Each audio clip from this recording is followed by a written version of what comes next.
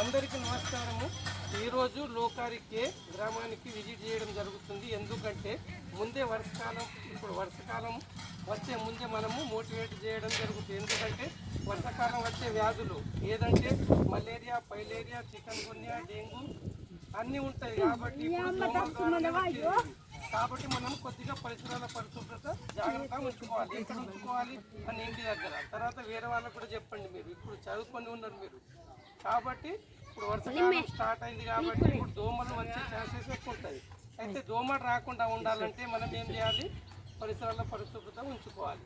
అయితే మన ఏరియాలో ఇప్పుడు పిఎస్సి జరిగి ఆధ్వర్యంలో మన దగ్గర మలేరియా కేసెస్ లేవు కాబట్టి అవి రాకుండా ముందే జాగ్రత్త పడితే అంటే ఈ వ్యాధి ఎట్లా వస్తుందంటే మన ఒక్కరి ద్వారా మరొకరికి వస్తాయి. ఇప్పుడు నేను ఆదిలాబాద్లో ఉంటా, నాకు డెంగ్యూ వ్యాధి ఉన్నదనుకో, నేను ఇక్కడికి వస్తా, నాకు దోమ గుట్టి నీకు గుట్టింది అనుకో, నీకు వచ్చే ఛాన్సెస్ ఉంటాయి.